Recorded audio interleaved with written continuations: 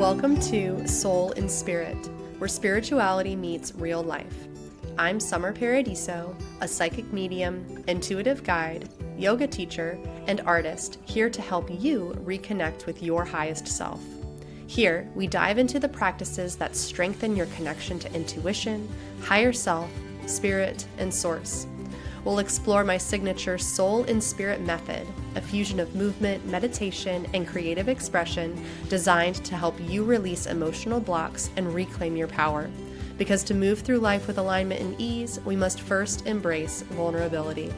Whether you're just spiritually curious or fully immersed in the ocean of woo-woo, this is your space to explore grounded spirituality. Expect soulful convos, real-life stories, creative tangents, and grounded practices to support your transformation. So take a deep breath, grab your coffee, tea, or whatever keeps you sane, and let's explore how to bring more magic, meaning, and soul alignment into your everyday life. Let's do this. Hello, beautiful soul, and welcome to today's episode of Soul Inspirit. I'm your host, Summer Paradiso, and today is a special guest episode where we welcome Nancy Gutierrez, who is the host of Alchemy with Nancy. I was a guest on her podcast just last week, and I was a guest on Nancy's podcast, and now I have the honor of interviewing her on Soul Inspirit. Let me give her a proper introduction. Nancy Gutierrez is the host of Alchemy with Nancy, a podcast about self-awareness, synchronicity, and the mysterious ways life speaks to us. Through conversations on everything from personality typology and intuition to near-death experiences, mediumship, and personal transformation, she helps listeners understand themselves and others more clearly and trust the invisible guidance that's available to all of us. A natural storyteller with a seeker's heart, Nancy blends grounded insight with wonder, humor, and a deep respect for lived experience. Her work is for people in the in-between, the ones questioning what's next, sensing there's more, and ready to live with intention instead of autopilot. Whether she's guiding a vision board workshop, hosting a retreat, interviewing a psychic medium, or sharing her own stories of awakening, Nancy's mission is simple: help people remember who they are, trust themselves again, and realize they're not behind, they're becoming. So I am really excited for you guys to listen to this podcast episode because Nancy shares a good bit about how she started to dip her toe into the woo world, and that in retrospect, she realized that she's always been in it. But there was a point where she started getting so many signs and synchronicities that her analytical mind couldn't really keep up to let her know that it was wrong, because it wasn't. So I'm really excited for you guys to listen to her story and connect with her here. So without further ado, here's the episode. Welcome, Nancy. Thank you for coming to Soul Inspirit. It was an honor being on your podcast that I have to shout out, Alchemy with Nancy. And now I get the pleasure of interviewing you here. So you got your formal introduction. I would love to hear in your own words, who the heck are you? What are you doing here? And how are you moving forward? Yeah, my name is Nancy Gutierrez. By day, I help businesses with software solutions. And by night, I am a podcaster. As you mentioned, my podcast is called Alchemy with Nancy. And I initially had the idea for this podcast back in 2020.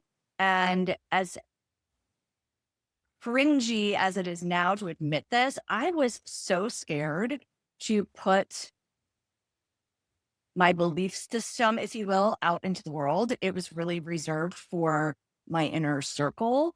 I thought that a lot of the things that I had experienced that then led me to research, if you will, and become immersed in would be way too much. for most of the people that I knew. And again, I kept all of these things to myself. And finally, in August of 2024, I was like, okay, this is enough. I launched the podcast. I set a date and I was like, I'm doing this because it was one of those things that if I didn't do, it was just going to haunt me for the rest of my life. So I started the podcast and we explored different personality typology systems and different methodologies to become more self-aware. And then we explore subjects like psychic abilities and intuition and mediumship and near-death experiences and plant medicine and all of those things. So yeah. I just love that you created a podcast because you wanted to tell people stuff. Because I was just talking to my husband about this. I was like, I feel like a lot of podcasts are started as an after the fact, like a business is created or someone becomes famous or there's something that happens beforehand. But you did it where you were like, no, I just have shit to say and I am going to say it. And I think that's really beautiful because it feels, at least in previous conversations with you, that it's molding the imprint that you want to leave on the world. It's like all these conversations you've had with people are informing like how you want to move forward. Would you say that's accurate?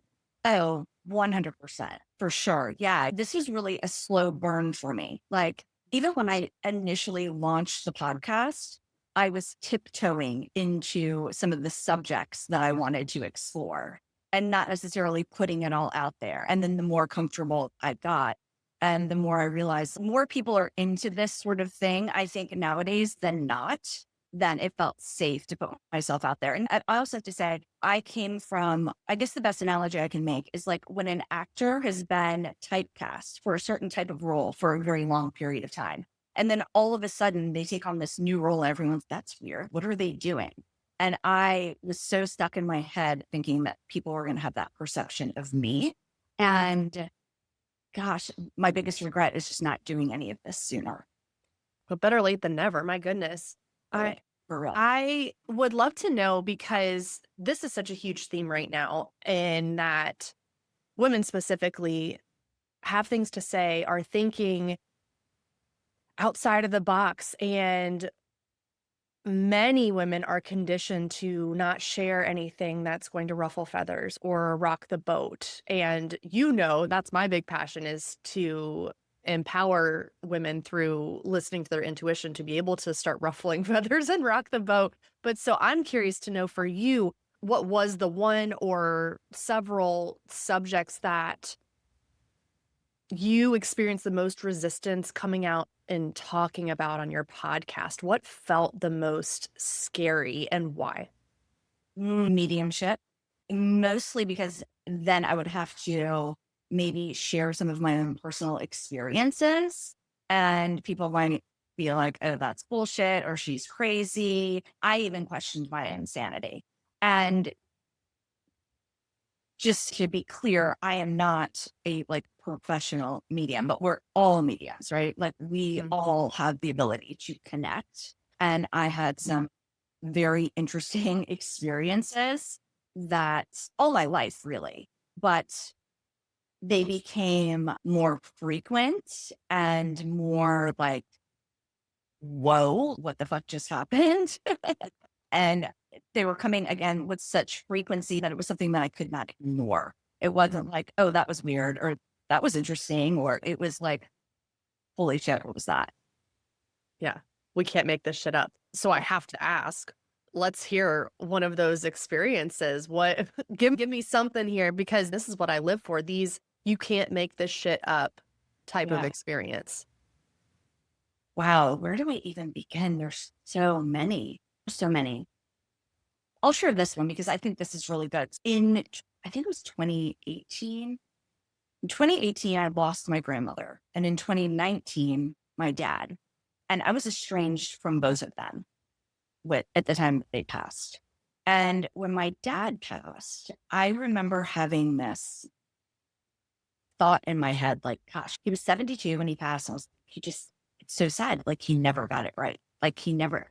And the next thought in my head was, and this isn't verbatim, but it was something along the lines of, you've got some work to do yourself. nobody's perfect. And I was like, it was like a jolting feeling. And then I don't know, words to songs were like hitting me like at a cellular level. There's a Florence and the Machine song, like you're always driving that horse around. She's got ways to talk to us with those lyrics. She's Yeah. otherworldly. Yeah. Yeah. And I was realizing like I was carrying a lot of resentment and hurt and anger and like all of these feelings. And it was, again, these songs were hitting me at a cellular level. I felt like she was talking directly to me.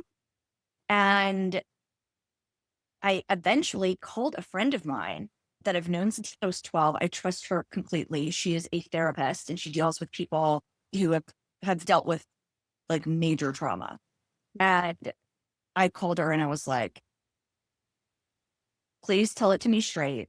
Is there something like going on with, do I need to see a psychiatrist? Something's wrong with me.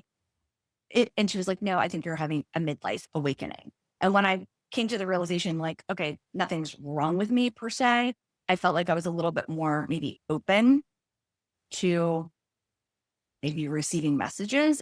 So fast forward, maybe a year or so later, I came across a book, and there's a whole long story of how I came into possession of this particular book.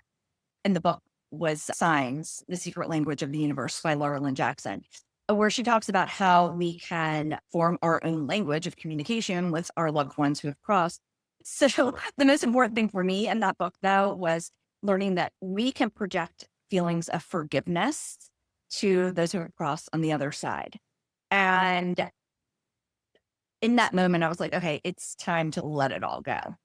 It's time to let it go. And so I projected a feeling of forgiveness to them both.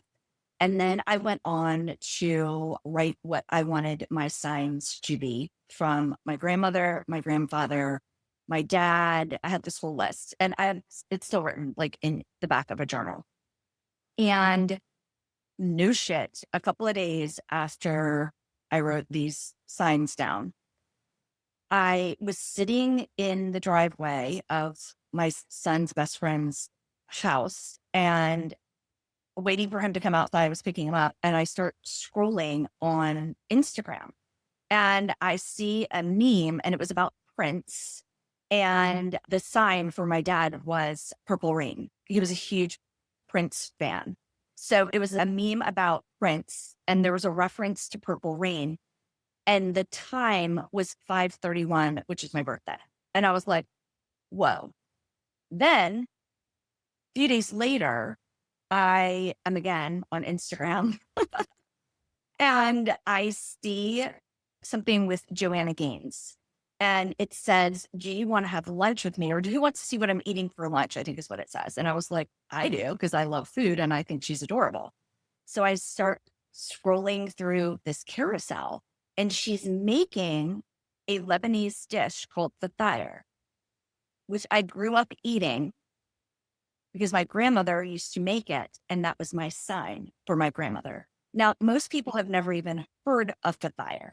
I also learned that through this carousel that she is part Lebanese, as am I. And I would have never known that. And so I text my cousin and I'm like, oh my God, this just happened, whatever. And she's like, oh, it gets better. She's your cousin, her son had sent her, I think, an article about this, the same thing that I saw carousel about on Instagram. So it was like a triple whammy, if you will. A few nights later, I am watching the movie. Oh God, what's the name of it? I can't even remember the name. Watching a movie with my son. And the sign that I had for my grandfather was Three Stooges. And the main character of the movie's name was Joe, which is my grandfather's name and my dad's name. And his best friend was named Curly, which is a character from Three Stooges. And it was like this in succession. And after that, it was like the floodgates were open. And in retrospect, like none of this is unusual for me because I had been experiencing things like that since I was little. And I was always attracted to the supernatural, if you will.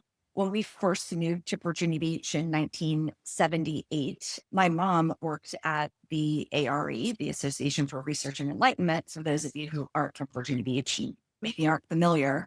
And I used to go to work with my mom during the summer. There was like a summer day camp type situation. And I can't remember if it was like just employees' kids that were there, or if there were other children that got to go to this camp, but we would spend a lot of time at the beach, and then we would walk around the labyrinth and the grounds, and then we would go into the main building.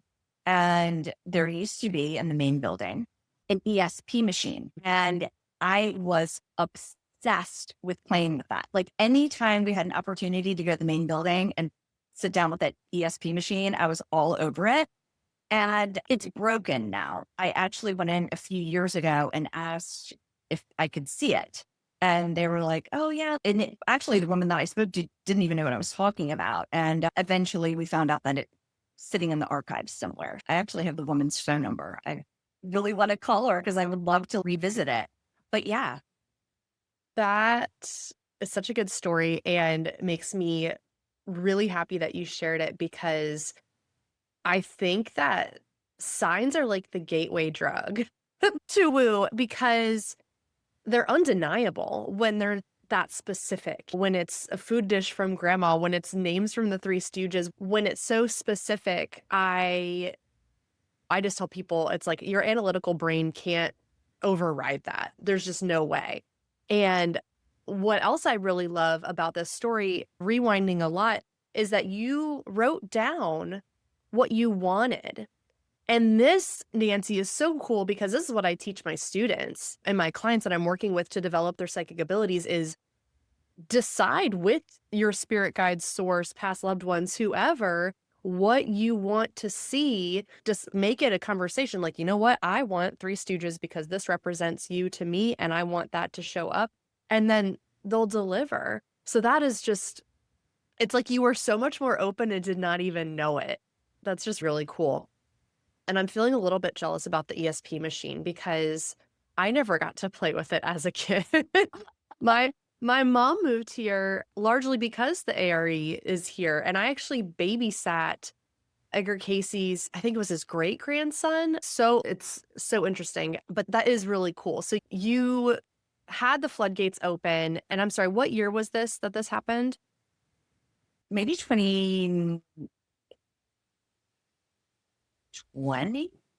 Okay, but this is like the impetus for the podcast where you start diving in. Okay, yeah, go ahead.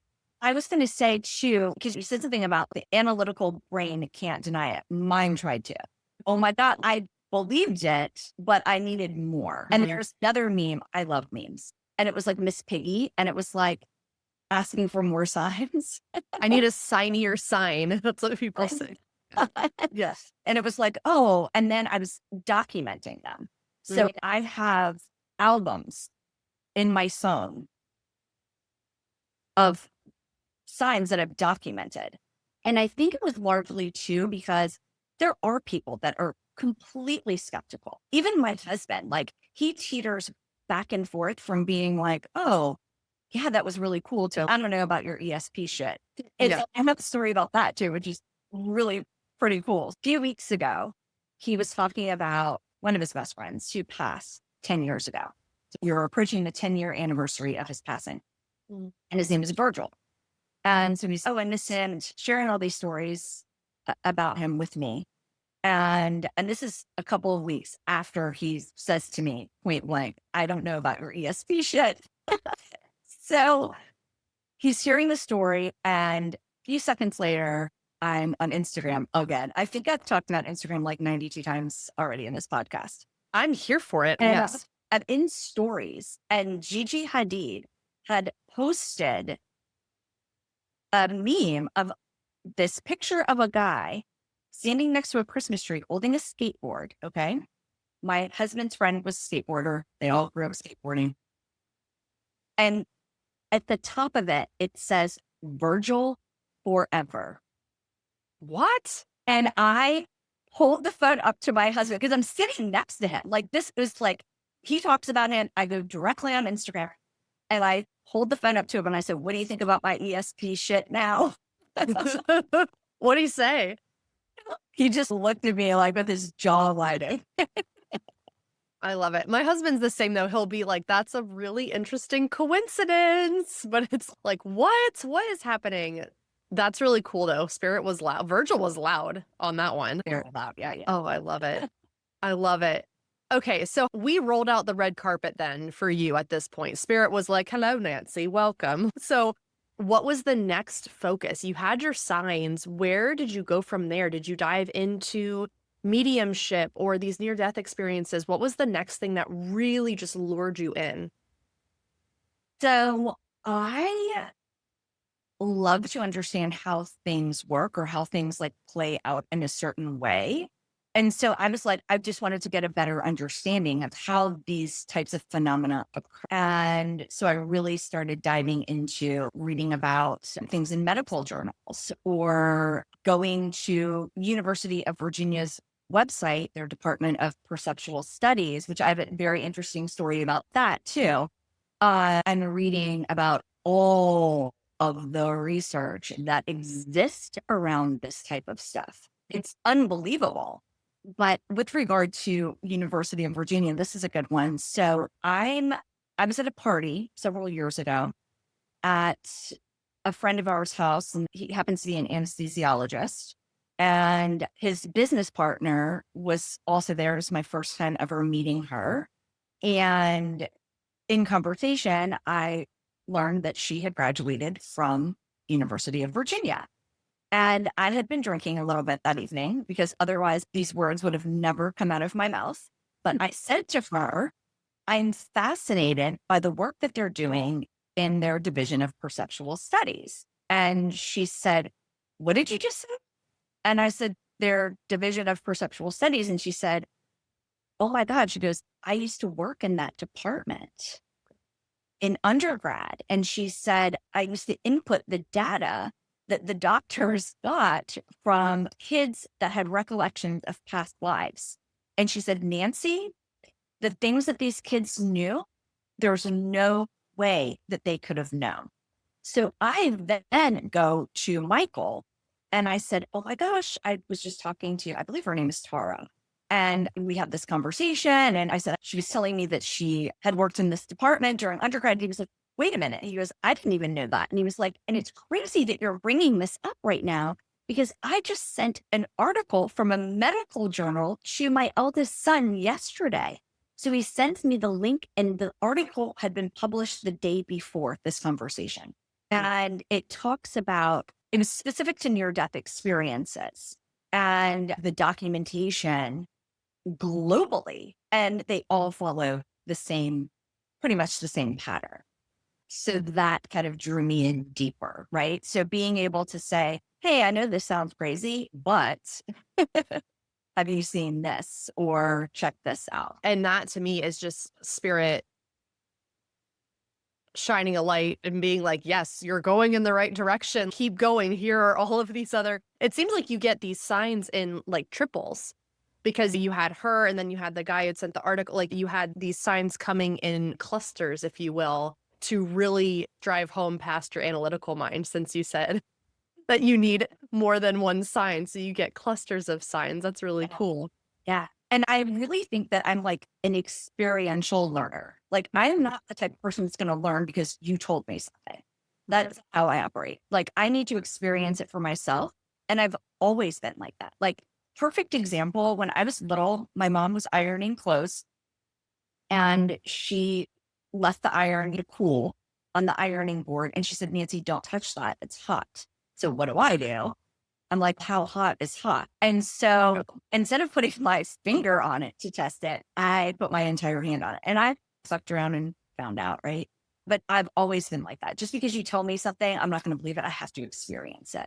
And that's, again, why I think asking for a sign and waiting to see what comes is like the best way to test that. Yeah. And it's not just experiencing, it's full commitment to the entire experience. We're not doing a finger, we're doing the whole hand. I feel that though, because I'm really open to hearing people's perspectives, and I also often require some sort of experience to really lock in a belief when it comes to quotate like this stuff, because it is still newer in the sense that the general population is like chatting about it, but it's still kind of taboo. And so there is, just like you said, you weren't sure if you should talk about it on your podcast because it's still, again, it is new. But what's interesting is the more I start talking about this and the weirder the shit is, the more people start coming in. Yeah, tell me more about that. And I'm like, all right, let's go. So I'm really grateful that you exist and you're sharing on your podcast these experiences and these interviews with these like super interesting people.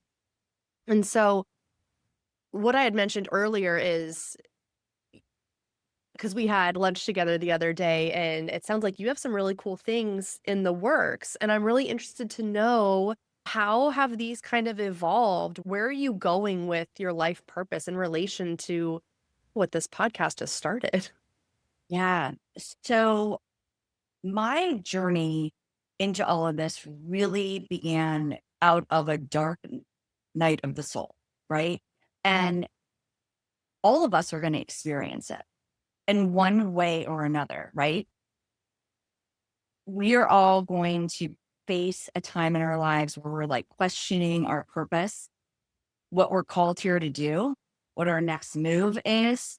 And it usually comes through some sort of grief or disillusionment, right? Like, how did I wind up here? And my goal is to help people understand themselves on a deep level, understand what makes them tick, what their best qualities are, how they can use them to affect change in the world. And my goal is to help people connect again with their inner selves and become the happiest, most aligned versions of themselves. And so, again, we explore all of these different topics to help people gain self awareness in the podcast. And then I was like, what about taking some of these concepts that we discuss on the podcast and bringing them into real life? I've started hosting live workshops here in Virginia Beach.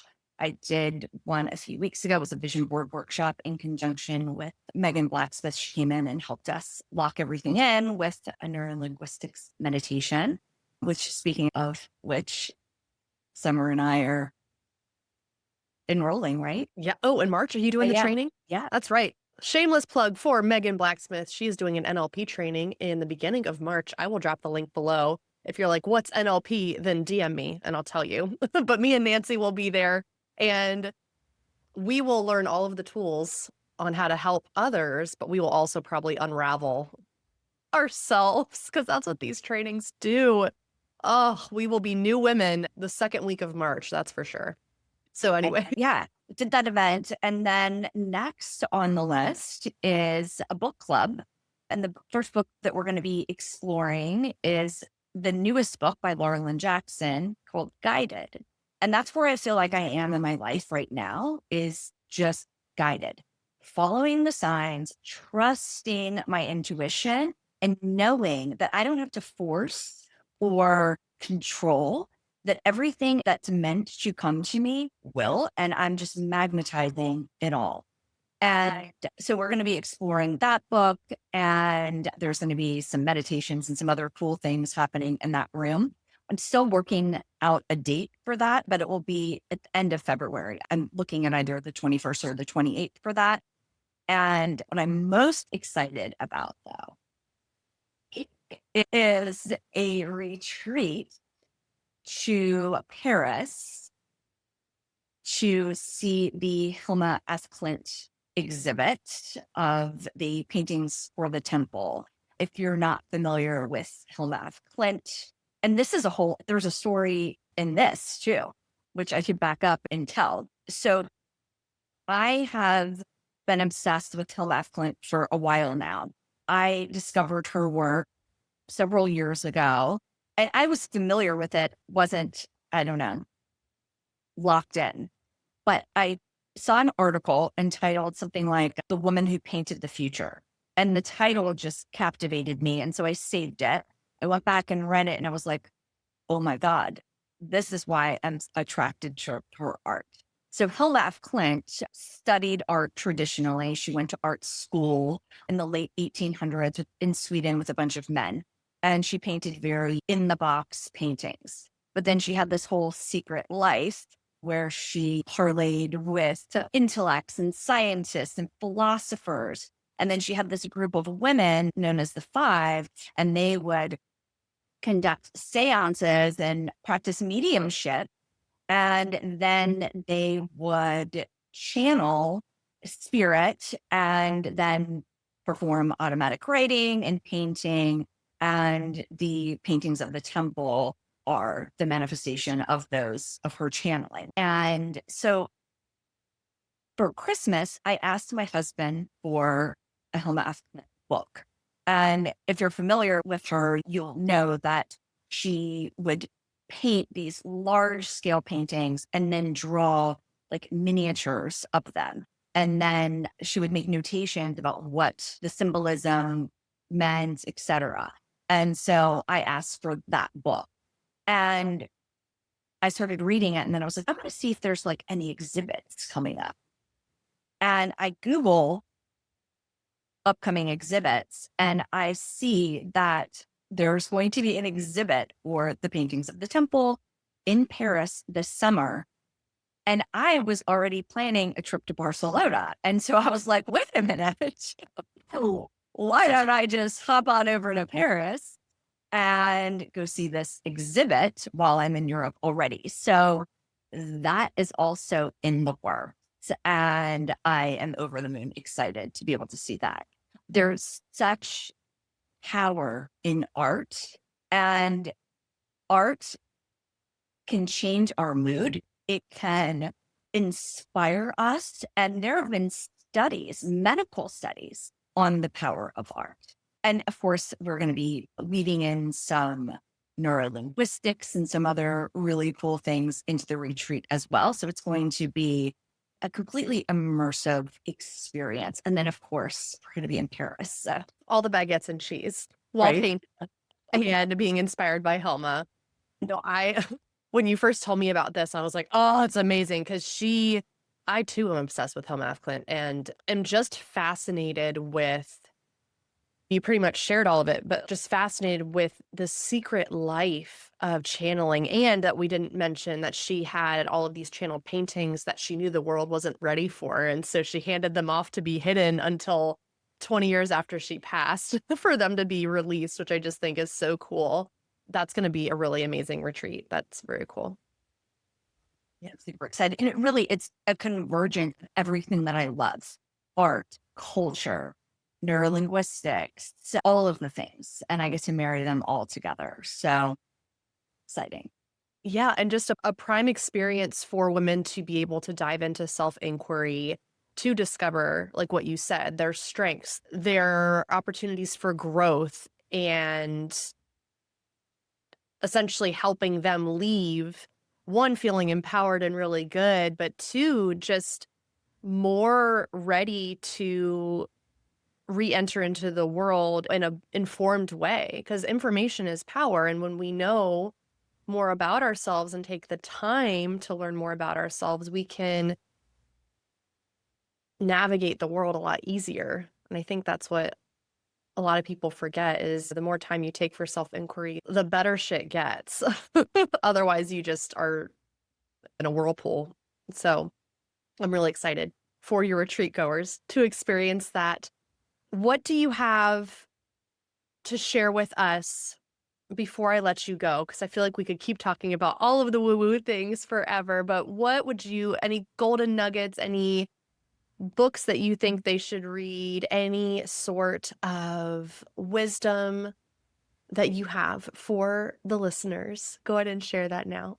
Oh my gosh. As far as books are concerned, I could go on and on. There's a million. But as far as for exploring like mediumship or psychic abilities, any of the Laura Lynn Jackson books are phenomenal. The Light Between Us is the first book that she wrote, which she talks about how she discovered her gifts. And she talks about a lot of the universities and organizations that research these types of phenomena. And then the second book, Signs, Secret Language of the Universe, where she teaches you how to create your own language and learn how to ask for and receive signs. And then the most recent book, Guided. Then there's a book, Becoming Psychic by Dr. Jeff Tarrant, who studies the minds of psychic mediums, is also really good. Gosh, there's so many. I knew that you're a book person. Yeah, there's so many. And they're all like stacked in weird places on my shelf. And now the titles are eluding me. But my golden nugget is, if you think that you got a sign, you got your sign. Yeah. And you don't have to keep asking for them.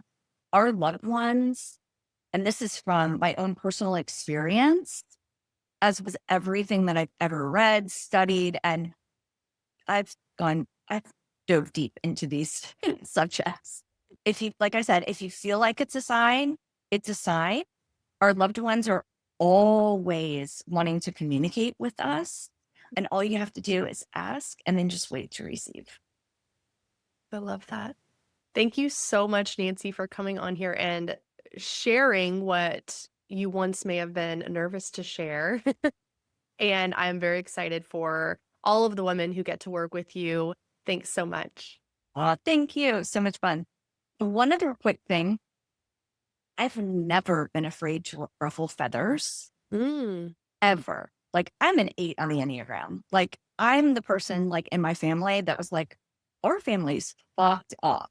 Like, I was the black sheep. So I'm not afraid of ruffling feathers. It was more my ego and feeling like I might be alienated by people, or people might be like, who is she? Or it was my own internal dialogue versus what anyone else could have said. Like, I was prepared for any type of resistance from anybody to go up against it. But it was more like I was fearful that people would think I was crazy, and that maybe I thought I was a little crazy. Yeah. And I think that's so important to say too, is because any sort of resistance we have to sharing something, whatever our feared outcome is likely something that we're already thinking about ourselves. And so when you're in that questioning phase, because I experienced that when I first discovered mediumship that I shared in your podcast, I was so nervous to tell people. And then I was like, it's because I don't believe it all the way yet. And it's like, until you can integrate and fully embody a belief, you're not going to, like, when you share it, you're not going to be able to like counter like the backlash, if you will, because you'll internalize some of the things that people say, because you'll, like you said, you'll feel alienated because you're not comfortable with it yet. So yeah, I feel that in my bones. I have several other medium friends. One said to me, Nancy, you cannot make people believe this. Like, you can't make somebody, and I'm like, it's true. You can't. They have to experience it. It's something you have to experience. It's like, you can't tell somebody how it feels to have a baby. Say it's painful or that you feel whatever, but until you experience it yourself, I don't think that you really, and everyone's experience is different. Even with message, it can be very different. Yeah. How you receive messages. No, that's a really good point. And I was thinking about this the other day too, that you brought this up. So we'll touch on it. Is this kind of the closest you can get to the concept of experiencing or understanding what something feels like, is like this you already have to be sensitive. You already have to be empathic. And it's almost like this yearning empathy where you are seeking that sensation or that experience and longing for it. And to me, that is essentially believing it, because it's like your higher self or your future self has experienced it and is just calling to you to be like, it's coming. You know what I mean?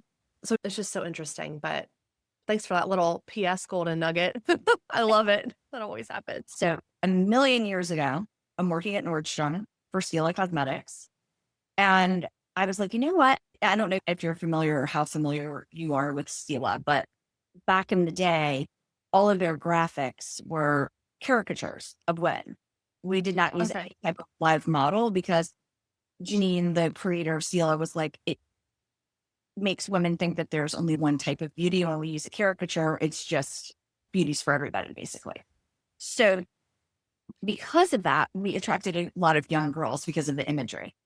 And so I had a lot of like high schoolers that liked the brand. Meanwhile, it's a makeup artistry brand, but they all loved it. And I really connected with girls that age. I don't know. I connected well with them. I was like, gosh, I would really love to teach. It's like the middle of the school year, maybe a month in. And I guess they had mentioned it to a client of mine.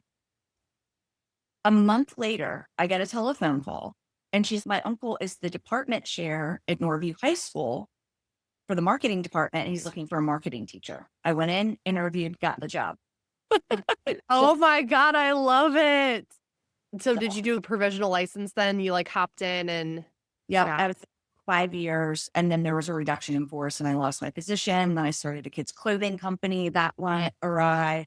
Yeah. So this is all so good too. I love it. No, because it's like all these iterations of ourselves are just so important. It's like you said, a children's clothing company that went awry, but I'm like, gosh, you really do have all the puzzle pieces that now you just need to lock into place. You know what I mean? So literally what I was saying at the beginning of the podcast, you're like Benjamin buttoning this, so you're like going backwards, but in the best way possible.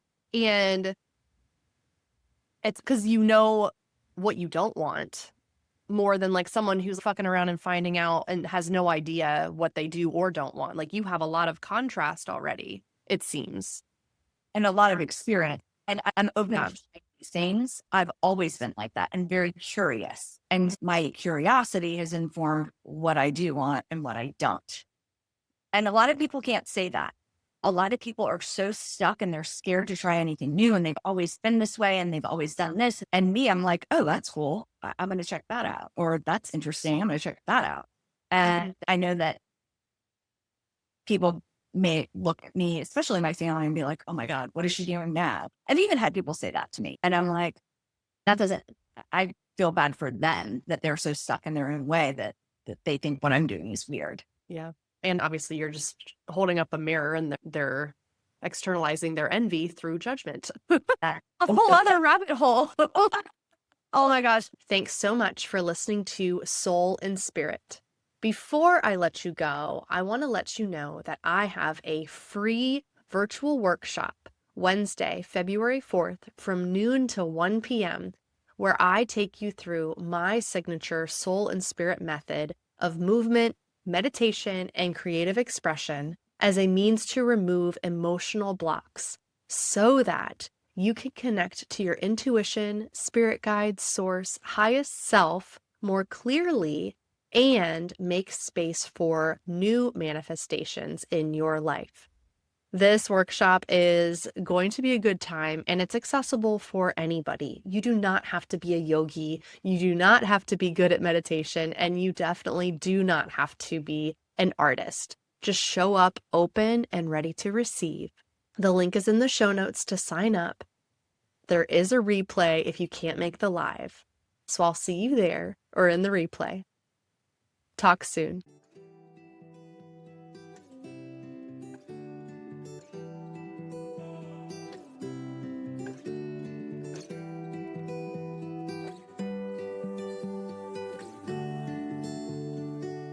Thanks so much for listening to Soul Inspirit. If this episode moved you, sparked something, or just made you feel a little more like yourself, I'd be so grateful if you left a review or shared it with someone you love. It helps more souls find this space and join us in raising the collective vibration. If you have questions, thoughts, or just want to share what came up, I'd love to hear from you. DM me on Instagram or email me anytime. Until next time, stay grounded, stay open, and keep showing up, because the real magic shows up when you do. With so much love.